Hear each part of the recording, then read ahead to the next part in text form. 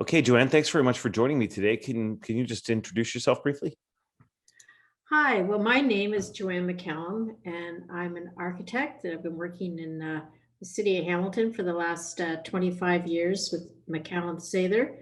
And my focus for all of this time has been on sustainable design, energy efficiency, health, and wellness.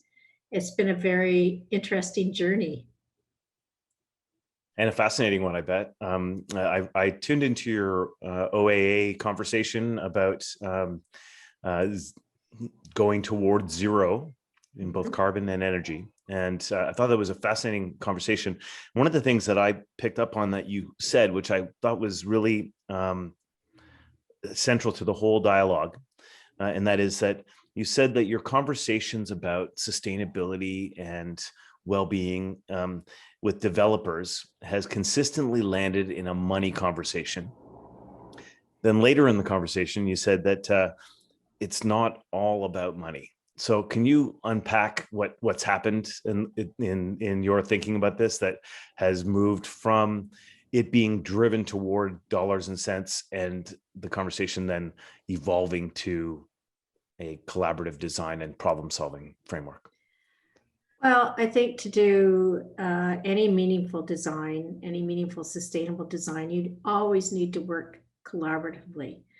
And you need to have the ability to work as a team to go towards a common goal. And you need to understand how to make trade-off decisions. So way too often the concept of sustainable design has been perceived as something that is additive, that costs money to do. You have to add this and add that, and it's 10 or 15 or 20% more. And I believe that we have consistently demonstrated over the years that we've been doing this that that is not true.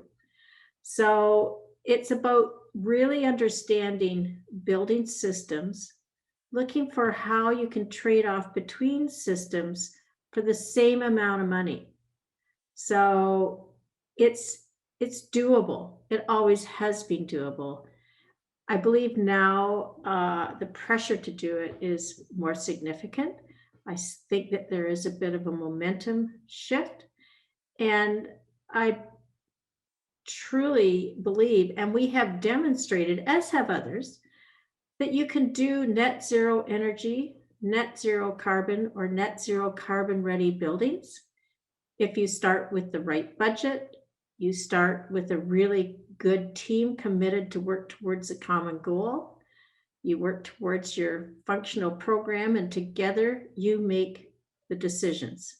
So it is not, at this point, all about money. It's about making the best decisions, looking at what your emissions are. So greenhouse gas emissions are part of the equation. The energy budget is now part of the equation.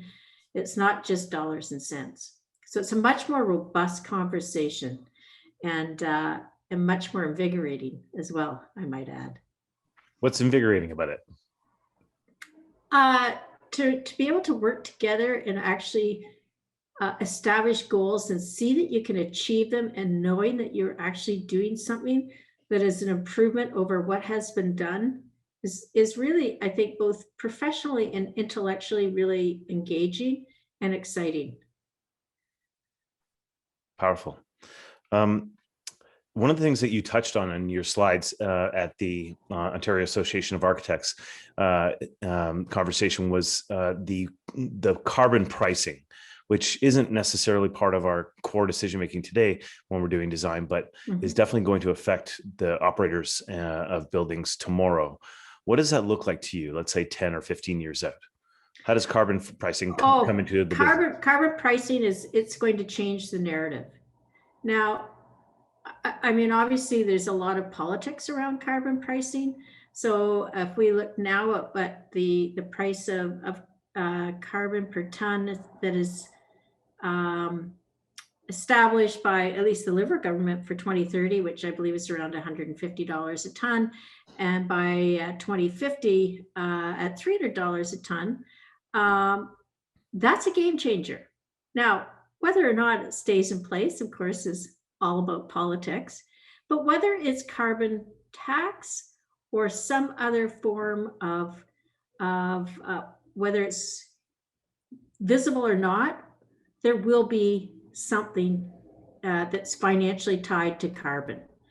So whether it's cap and trade, however it works, but we will not be able to continue to build buildings and not really deal with carbon. And it is intended to be a way to reduce our reliance on fossil fuels. So definitely by 2050 at $300 a ton, it'll make a huge difference. We just need to be able to bring those conversations to the table. You know, even if people say, well, that may never happen, or it's going to change, or that's today, but not tomorrow, it's really not that relevant in the long run, in the sense that regardless of what the tax is or how it is buried, we have to deal with carbon emissions, period. So we need to have those conversations. That's one way of at least having people become aware of the financial implications of some of the decisions they're making today. If they think they're saving a nickel today, they're going to be spending $1, you know, a few years from now. So at least bring that to the table to have a good, robust conversation around it. So shifting then to the future. So the carbon pricing is coming, and some people know about why. So what is the why that carbon pricing is going to be implemented? Well, it's probably one of the primary mechanisms for having people recognize that they need to deal with emissions. And as a building industry, we are responsible, one of the largest organizations responsible for emissions. I think probably the worst contributor, if you, depending on how you parse the numbers. Mm-hmm. But you know, I think it's we can't continue with the increase in our temperatures, with the increase in our, you know, impacts of carbon on our environment. We can talk about, you know, heat, forest fires, extreme weather, drought, all of those things. So we need to, I believe, as professionals, as people involved, whatever part you play in the building industry, we have a responsibility to have these discussions about emissions. They have to be addressed.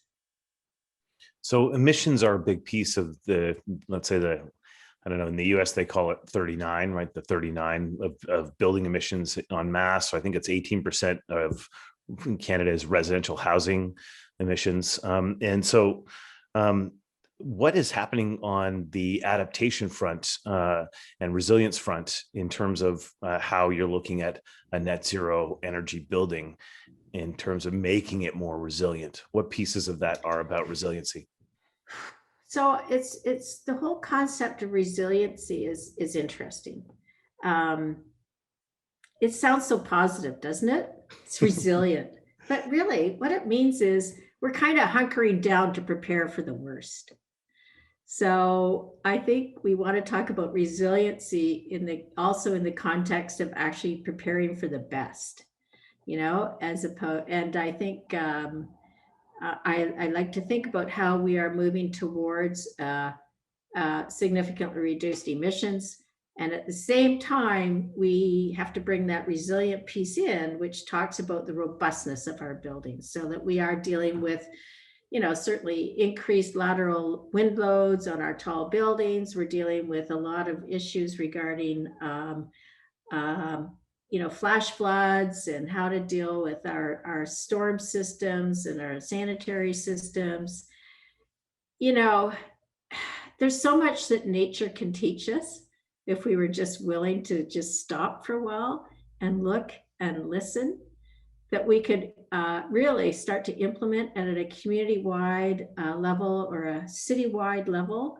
The thing that drives me crazy, especially with regard to things like stormwater, is we have aging infrastructure, and we think the way to deal with aging infrastructure is to, you know, dig it all out and then replace it with the same infrastructure.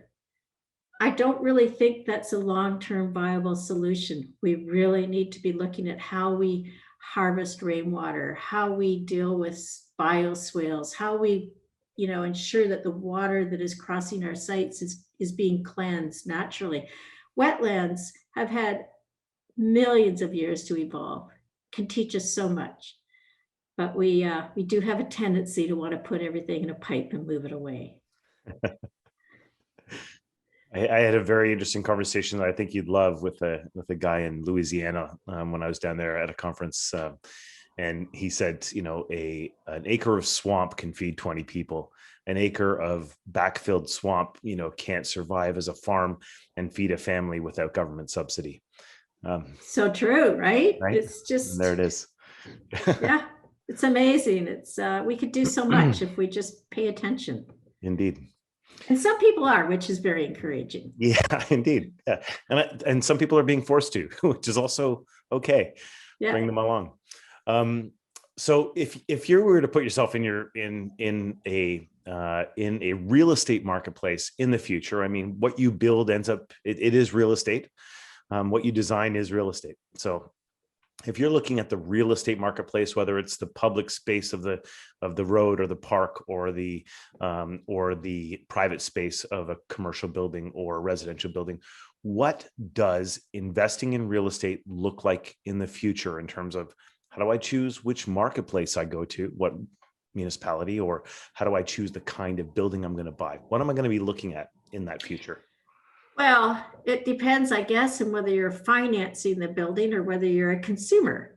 So if I'm financing a building, I would certainly really want to be looking at what are the long-term implications? How robust is my building going to be? And I believe that narrative is really starting to happen. So we talk about future-proofing our buildings. If I'm a consumer, I truly believe that I'm not being fed very much information that helps me make an informed decision, especially when it comes to, say, residential. It has and continues to be driven by a square foot value. I'm sure you're well aware of that. So we need to actually make a more engaging conversation and a narrative around that. What am I getting for that square foot value? And being able to understand how much in my, say, unit, if I'm buying a condo or if I'm buying a house, what are my greenhouse gas emissions? As a consumer, I need to start being informed of these decisions. I can go to an appliance store and see what the energy rating is on a fridge or a stove. What's my energy rating on a house? What is my, so that information, we need to make it visible, and we need to make it part of the conversation, because I think there younger people today want to know. And I believe it is a responsibility of those of us who are either designing, building, or creating, need to at least provide the data for people to make informed decisions. So in the conversation about getting to zero or valuing zero, there was conversation about leading markets, like the disclosure of energy intensity in buildings in New York. Mm-hmm. So in 2040, is that part of everyday practice? We just, everything we look at has a gigajoule per square meter, or what it, and we care about that, or? Yeah, I think we do care about it, because we've never had to be individually responsible for the energy that we consume. And I think that was maybe a point that I touched upon briefly in the OEA plenary, but we're so used to just everything free. I can go to a coffee shop, I can plug in. I can go to any number of places and plug in. I can go to the university and plug in. And I feel that is almost like my right. Actually, you don't even think about it, right? You just do it. Yeah. But in a world where we have a lot more kind of interaction with their buildings, where There's a synergistic response to how many people are in there, how much cooling is required, or how much heat is required, or daylight versus, light fixtures. It can become so much more interactive, and we can become responsible. We should eventually, someday, we may all have our own energy budgets. Not in my lifetime, probably, but, and I think that'll be quite an interesting, kind of scenario just to contemplate. Maybe it's a science fiction novel. I'm not sure, but I love that. Where you've, instead of credits for whatever killing villains, you get a credit for, turning off lights. It's a great totally. Or we'll make you get on that bicycle and generate a little bit of electricity if you want to charge your phone, Yeah, that's a fantastic idea. Joanne, thanks so much for making yourself available for this great conversation. And I'll make sure you get a copy of what we do and where it goes. Is there anything that you want to leave this audience with? Well, I just, first of all, thank you for the opportunity to allow me to express my views. I don't think they're too controversial, but you never know.